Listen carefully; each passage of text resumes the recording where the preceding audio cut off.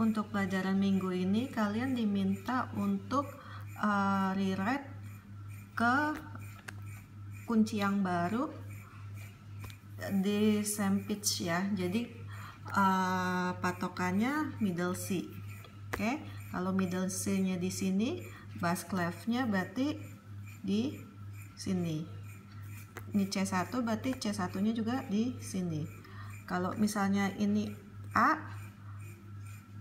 bass clef-nya juga di A, di garis ke-5.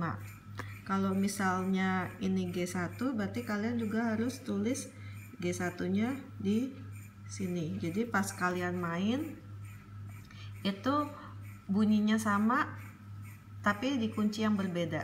Oke. Nah, untuk yang baru ini, yang rewrite ini sama aja kayak yang tingkat 2 punya. Oke. Yang kalau misalnya transposition ini kamu disuruh ubah dari treble clef ke bass clef tapi turun 1 oktav. Jadi kalau misalnya soalnya C2, D2, B1, G1, F1, G1, A1, B1, C2. Nah, berarti C2 turun 1 oktav jadi C1. Nah, kalian gambarin C1-nya. Terus D2 turun 1 oktav jadi D1. B1 turun jadi B kecil. G1 turun jadi G kecil. F1 turun jadi F kecil. G1 turun jadi G kecil. A1 turun 1 oktav jadi A kecil. B1 turun jadi B kecil. C2 turun 1 oktav jadi C kecil. Nah, kalau yang tadi kan minta suruh ubah transpose 1 oktav turun di bass clef. Nah, ada juga yang 1 oktav naik di treble clef. Jadi soalnya itu di bass clef. Nah, kamu disuruh ubah pakai treble clef tapi naikin 1 oktav.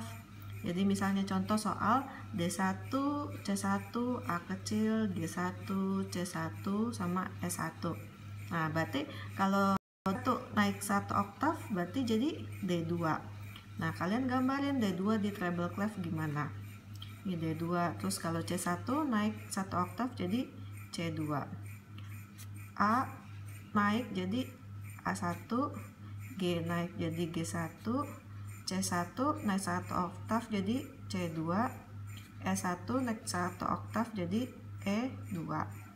Oke, jadi kalau misalnya soalnya rewrite, kamu disuruh ubah dari treble ke bass clef dengan ininya letaknya bunyinya sama.